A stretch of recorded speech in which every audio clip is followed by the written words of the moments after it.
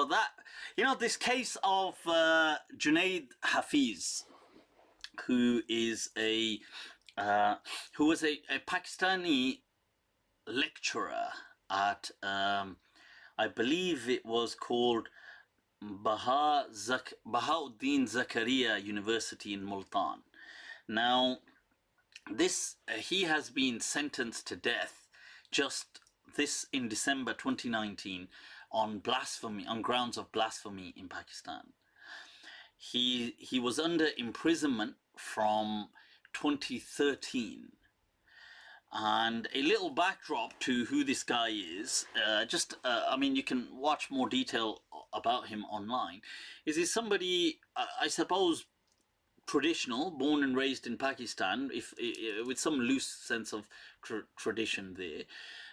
He wasn't necessarily that religious. He was very talented, somebody who embarked on a medical kind of career, an academic pursuit. He started studying medicine, then he became infatuated with literature. He studied poetry, Keats and other poets, and was very fascinated by them. Traveled to America, did his degree over there, came back, taught in Pakistan, Punjab, within the universities in Punjab, within this Multan University, maybe some other places as well. And here he started to face a lot of criticism by some religious groups, some of these mullah type of people who were very kind of saying that, oh, this guy's too secular, he's pushing for secular values, he's against the Quran, he's against this, he's against that. They attributed a Facebook page to him, which he may have been responsible for, I don't know. I think he denied it, but even if he was responsible for it, I think it was called like Mad Mullahs or Mullah Munafiq, the hypocrite mullahs.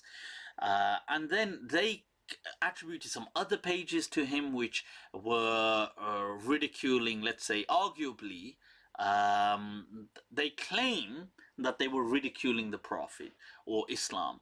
But as far as I'm aware, none of these were proven to be his. Like, they couldn't prove that this page or blog or whatever it was actually belonged to him. So one is, you could go to his desktop and you've got it there. It wasn't like that. They didn't have proof like that. But they just said that, the circumstantial evidence shows that, look, this guy posts this page posts this as well, blah, blah, blah, whatever it is.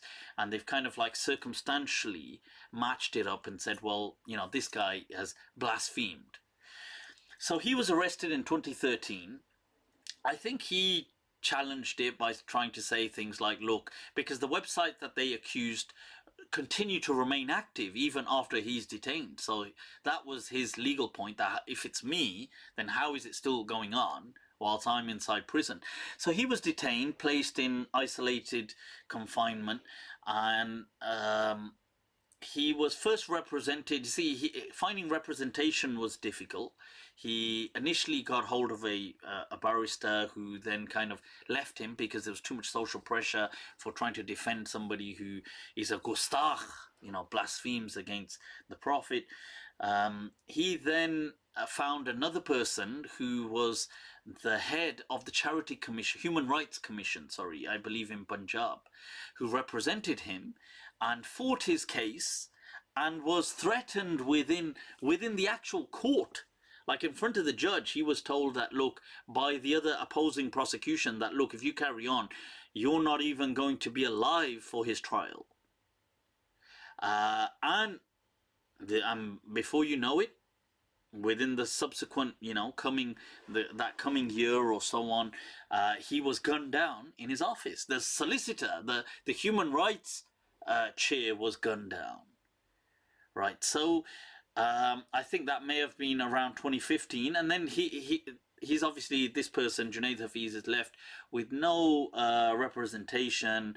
And I think they've tried this, they weren't that wealthy. I think they sold things. The family tried to get representation. It was difficult. And then just this month, in December 2019, the courts sentenced him to death. Right, now, I want to share my thoughts on this, okay? Now, first of all, I want to share my thoughts based on let's say he did say these things. Let's say he did question the Prophet, and he did question, and even let's say he was sarcastic to the Prophet or things like this. Let's go with that argument. Even though I feel that you can't, these are such heavy things to levy against someone without true, objective, irrefutable evidence. And just, you see, because these things are based on intention, a lot of these things. And to say, well, no, to prove that is very difficult. But anyway, let's, for the sake of argument, go with the fact that he did say it. Let's say he did. And I don't know exactly what those things were. They haven't disclosed them. Now, does questioning Islam or even ridiculing Islam mandate an execution, a death sentence? Where do we get this from? Who told us? Was the Prophet not insulted in his own day and age by people? How did the Prophet respond?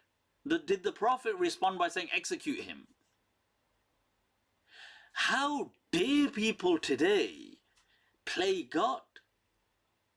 The Quran clearly mentions La ikraha fi din.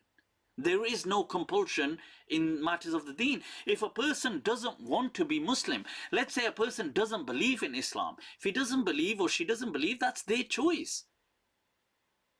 Who the hell are you to impose it on them? If God himself, God Almighty, does not impose religion on people, who the hell are you to impose it? God gives people a free choice. Then you can take your ridiculous sense of divinity and shove it where the sun don't shine. Because how do you have the right to do that? So this, I feel, is such a slap in the face of Islam in this day and age, people, where we feel, now check this out, we feel that we have the right to criticize other religions. The irony. So let's say Hindus right next door to Pakistan, India, we can mock or ridicule Hanuman for being a monkey god and Ganesh for being an elephant head god. We can ridicule these things. Oh, that's okay. We can ridicule statues, and we can ridicule the concept of, let's say, reincarnation, or we can ridicule these things. Oh, that's okay, because we're just basing it on reason. Oh, you do it, you have to be executed. What kind of a ridiculous, absurd, insecure common sense is that? This is utterly unacceptable. And what they do is these people throw the Quran, metaphorically, they slam it against the wall. Based on what? One hadith from Bukhari. The hadith being Man baddala deenahu faqtulu. Yeah. This hadith that they are basing this on, I've got a whole clip dedicated to this, please watch it, called Apostasy in Islam. This hadith is being transmitted by Ikrama ibn Ammar. Now, Ikrama was a Khawarij, an extremist. These people hated Sayyidina Ali, they hated Muawiyah, they used to call Ali, Muawiyah, these people kafirs. How can you take your deen from a jahil like Ikrama? You're basing the words of the Prophet on Ikrama, a fanatic. Ibn Umar radiallahu an wouldn't even go into he would be disgusted at the sight of Ikrama. These are, Imam Malik rejected this person's hadith, said this is Ikrama, for God's sake. And you guys want to take life which is sacred based on the words of some idiot, Ikrama, who was a fanatic. He wasn't just a regular Khawarij, he was from amongst the Mashayikh of the Khawarij. And the Khawarij, according to the hadith in Bukhari, are the dogs of hellfire. This is what the hadith describes them as. And yet you take this person's word over the word of God in the Quran. Bloody blind following Ikrama. What the hell is wrong with people? You know, so this is what they base their the whole argument is based on Ikrama, his word. A fanatic. So, but then they will say, oh, but our scholars accepted it. Oh, you mean people from 1,000 years ago? Ah. So obviously they were going to accept it. In their day and age, that's because they didn't care. The world was a very different place in the medieval world. They didn't really, you know, they didn't see a sense of loyalty to, because they thought, well, in Christian countries, Muslims get executed. So here they can get executed. Who cares? That doesn't make it fair. That's just their view of looking at the world. They thought slavery was okay. They thought rape was okay.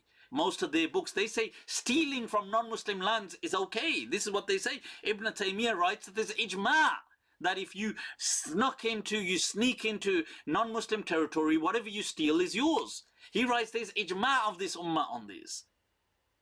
Oh, that's nonsense. Just because in his day and age, he probably thought it's okay, doesn't make it okay.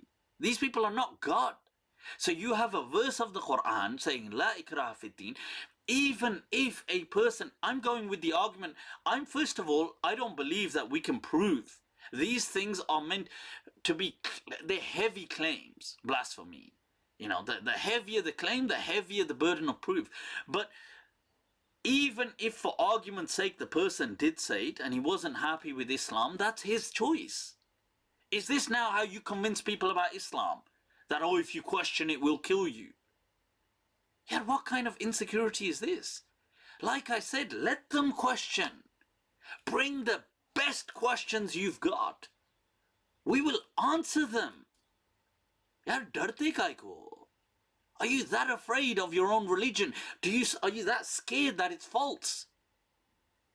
Have some security, have some assurity of your faith.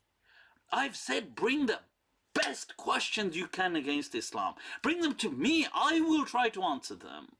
I mean, I'm just one person. I'm sure there's, countless geniuses out there who can do a much better job than me. But I have that assurity that I would welcome criticisms from people towards Islam.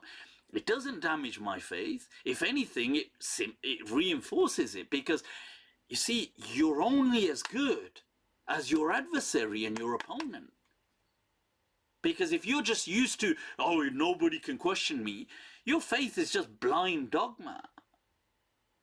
So I was really hurt and disappointed to hear this kind of nonsense going on in a country like Pakistan, in what is almost now 2020. Seriously, we need to move away from this kind of fanaticism. We need to move away from dogmatism. People, mark my word, unless you move to the voice of reason, this faith will slip away from from the grasp and clasp of your fingers. I tell you, if you reach old age, you will not have reached it without this faith having slipped away from you. And you can kiss it goodbye from the younger generations. That is my word, and I can swear on it by Allah, that especially those living in the West, that you can forget this faith if you're not prepared to meet the voice of reason. If you're too scared, too shallow, too shy and cowed in by anybody questioning your faith, then this won't last.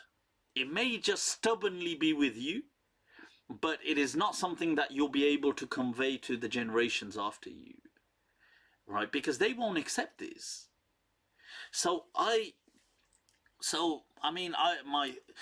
I do hope and pray that, may people like Imran Khan intervene. I don't know if he will, because if he does, it may trigger a bloody civil, like a bloody civil war or something. I don't know, but it's really disappointing to hear this. We need freedom of thought, people. If somebody wants to criticize the Quran, criticize it. The Quran is not insecure. It's not full of mistakes. I would say to somebody, you know, if you want to question this, question it, yaar. That is because I want to believe in it. So if you've got a really good question, put it to me. Let me see what a question is. If we cannot answer, then you can say, you know, but I guarantee we will meet strength with strength in opinion. I'm that sure of the faith. So when people use force and brutality to kind of cement this faith, it hurts me because I think that, well, you see, it's because of these actions that Islam as a whole is further kind of humiliated. So yeah, so I wanted to share that. It's some unfortunate news, but you know, I hope inshallah, there be a positive turn to the story. Cool, let's take some of the questions, people.